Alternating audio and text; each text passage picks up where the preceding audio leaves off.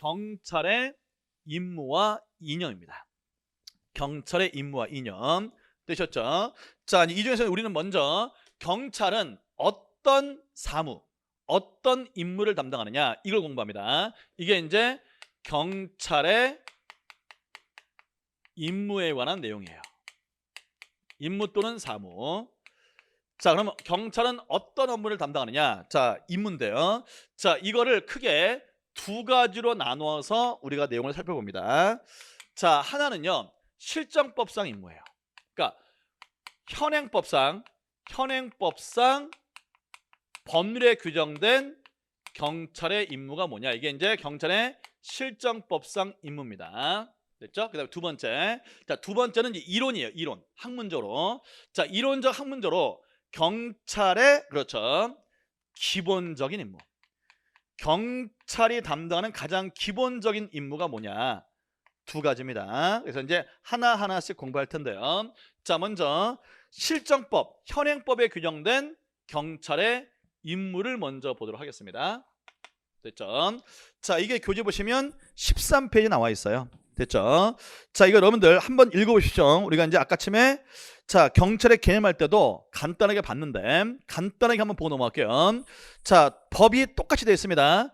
경조법 3조 국가경찰과 자치경찰의 운영과 조직에 관한 법률, 그 다음에 경찰관 직무집행법 제2조인데 임무의 내용은 똑같아요. 1호 국민의 생명, 신체, 재산 보호, 범죄 예방 진압수사. 2호 범죄 피해자 보호, 경비 요인 경우 대간첩, 대트라 작전 수행. 4호 5호 공공의 안전과 위험 예방과 대응을 위한 정보의 수집 작성 배포. 6호 교통단속 위해 방지.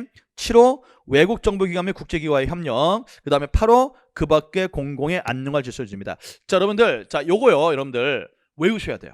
왜냐면 가끔 자, 현행법에 규정된 경찰의 임무를 물어보기도 합니다. 가끔 나와서 이거 암기하셔야 되는데, 자, 지금 암기하셔도 되고 나중에 우리가 경찰관 직무집행법 공부할 거거든요. 거기서 암기하셔도 되는데 암기하는 방법만 제가 미리 말씀을 드릴게요. 자, 거기 책 오른쪽 페이지 보시면 자, 두 문자가 정리가 되어 있죠. 두 문자를 따서 정리를 하시면 됩니다.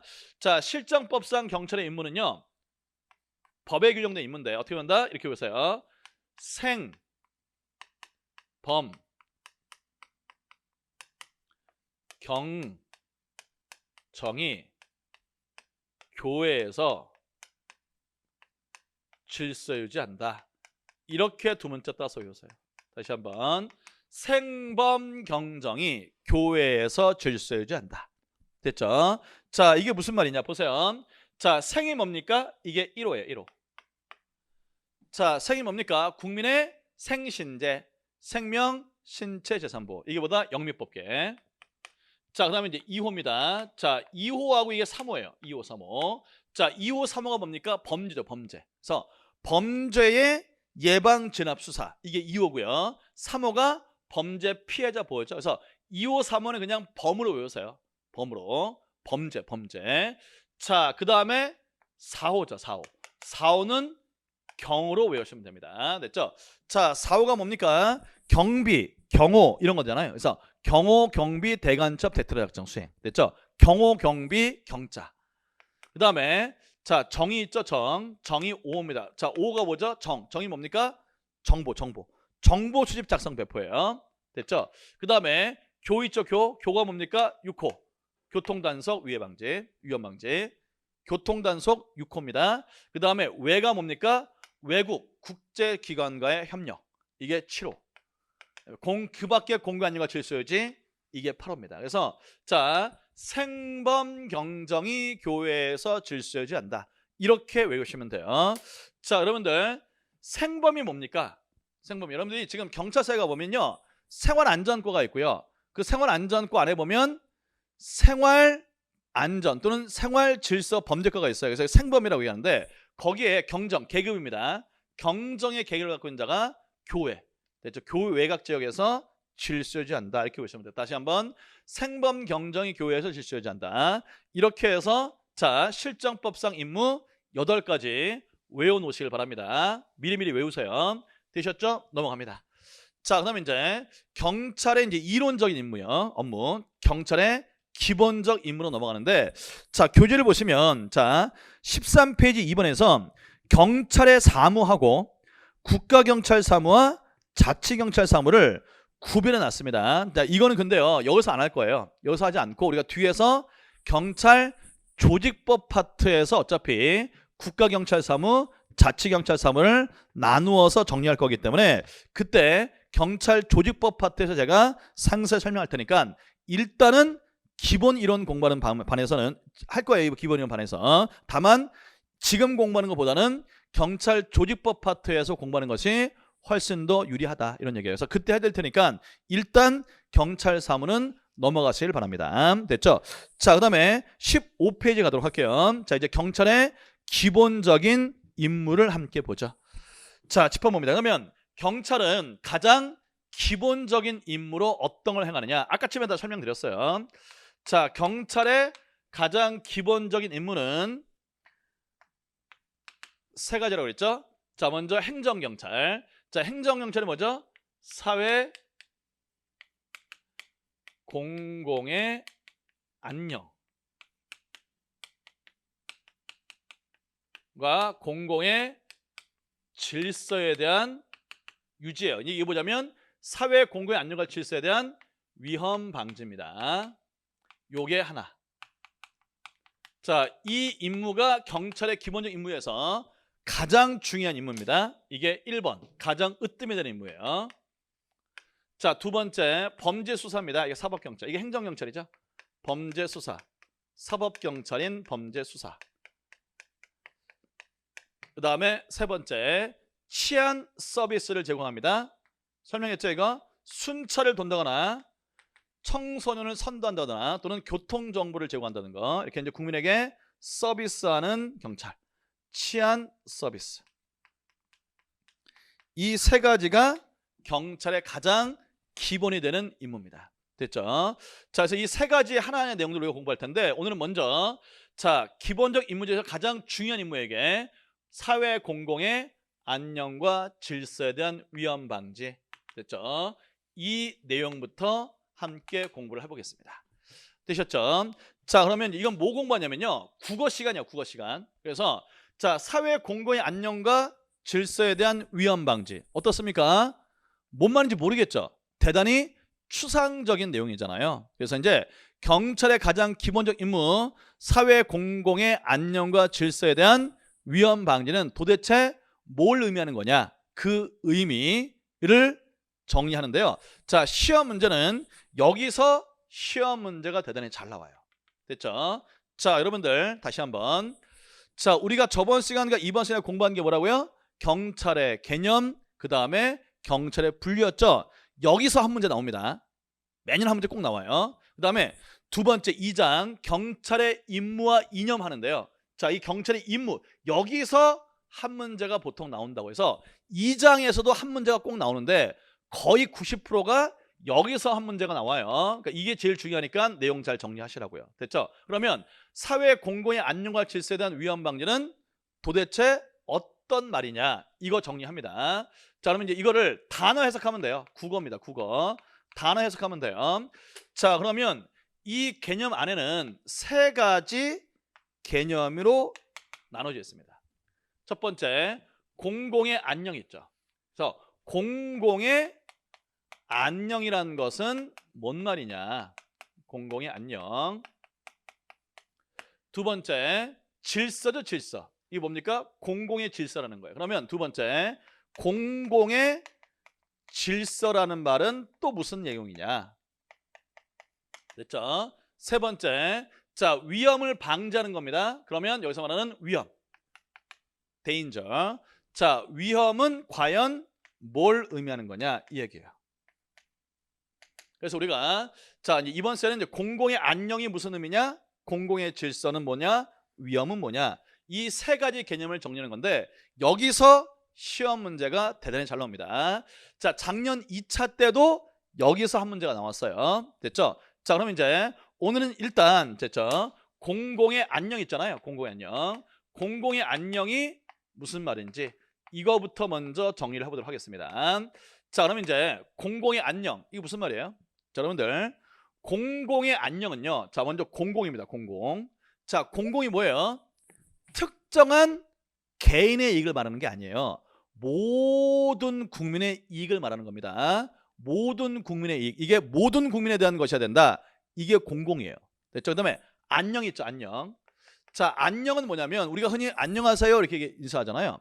이때 안녕이 어떤 얘기입니까? 무탈. 아무런 탈이 없는 상태.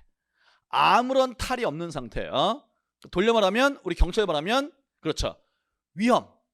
위험하지 않은 상태를 안녕이라고 합니다. 위험하지 않은 상태. 되셨나요, 여러분들? 이게 무탈한 상태. 이게 안녕이에요. 그래서 공공의 안녕은요. 다시 자, 세 가지 요소로 구성되어 있습니다. 세 가지 요소로 구성되어 있어요. 자, 첫 번째 법 질서에 대한 불가침이라는 게 있고요. 법 질서에 대한 불가침. 이게 하나.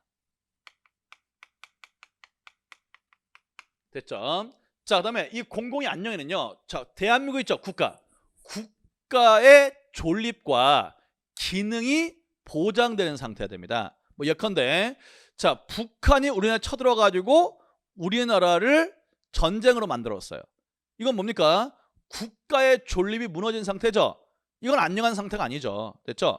자, 그다음에 국가가 무너지지 않았는데 국가가 그 기능을 제대로 발휘할 수 없는 거예요. 됐죠? 자, 뭐 예컨대 여기 법무부가 있는데요.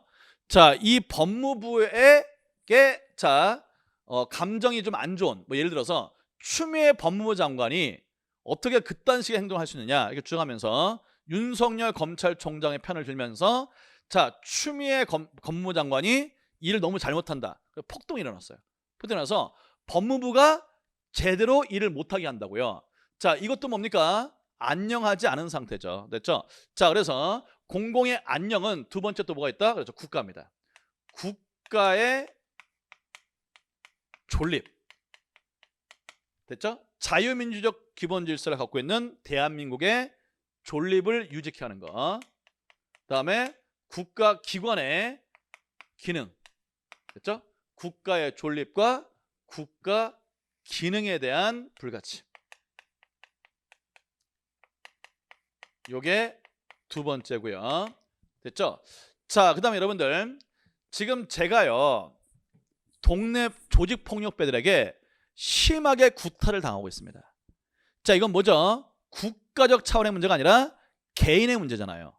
개인들이 자 국민 자 조직폭력배들에게 얻어맞고 있으면 이건 뭡니까? 안녕한 상태입니까? 안녕한 상태 아니죠. 그래서 국민 개개인의 자 권리나 자유를 보호하는 것도 그 권리의 국민의 개개인의 자유나 권리가 보호되는 상태. 이것도 안녕한 상태입니다. 반대로 말하면 국민 개개인의 권리나 자유가 침해되지 않는 상태. 됐죠? 자, 이것도 자 공공의 안녕 개념에 포함된다고요. 됐죠? 그래서 이게 이제 개인의 자유나 권리에 대해서 침해가 없는 상태, 불가침 상태. 자, 이 세 가지로 구성이 되어 있어요.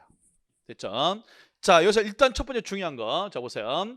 공공의 안녕의 개념이 이제 세 가지로 구성되어 있는데, 먼저 첫 번째, 공공의 안녕의 세 가지 개념 요소 중에서 가장 중요한 개념 요소가 뭐다? 이거예요. 그래서 자, 공공의 질서에 대한 불가침은 공공의 안녕에 보다 제1요소입니다. 제1요소라는 게 뭐냐면 자, 세 가지 요소 중에서 가장 중요한 요소다라는 얘기예요. 세 개 중에서 이게 제일 중요합니다. 제1요소는 법질서의 불가침. 자, 별거 아닌 것 같은데요. 시험 문제 무지하게 많이 나왔습니다. 공공의 안녕 중에서 법질서의 불가침이 가장 중요한 요소 제1요소다. 두 번째. 그다음에 이 공공의 안녕이라는 개념은 자, 개개인의 이익을 보호하는 측면도 있죠. 개인의 자유와 권리가 침해되지 않는 상태. 그다음에 국가의 존립과 기능이 침해되지 않는 상태. 한마디로 말하면 대한민국 국가도 침해가 없는 상태고 개개인들, 국민 개개인들도 침해가 없는 상태예요. 됐죠? 따라서 공공의 안녕이라는 개념은 국가와 개인, 뭡니까? 두 가지를 다 의미하는 이중적 개념이다. 이것도 시험에 잘 나와요. 다시 한번 공공의 안녕은 뭐다? 국가를 보호하는 측면도 있고 개인을 보호하는 측면도 있다. 따라서 이중적 개념이다라는 건 이것 잘 기억하시기 바랍니다. 됐죠? 자, 그 다음 갈게요. 진짜 중요한 게 있는데, 자 보세요. 이 공공의 안녕이란 말하고 공공의 질서라는 말하고 되게 비슷하게 들리잖아요. 근데 공공의 안녕과 공공의 질서는 우리 경찰에서는 엄격히 분리합니다. 비슷한 말 같은데, 자, 이게 왜 분리하냐면요, 보호하는 대상이 달라요. 보호하는 대상. 자, 공공의 안녕은요, 됐죠? 성문법입니다. 성문법에 규정된 법익을 보호하는 거예요. 이에 반해서 공공의 질서는 불문법입니다. 불문법에 있는 불문규범, 불문규범의 총체예요. 불문규범입니다. 이거는 되셨나요? 자, 예를 들어볼게요. 무슨 말이냐면요, 여러분들, 성문법과 불문법은 어떤 의미인지 제가 저번에 설명드렸습니다. 성문법은 뭐예요?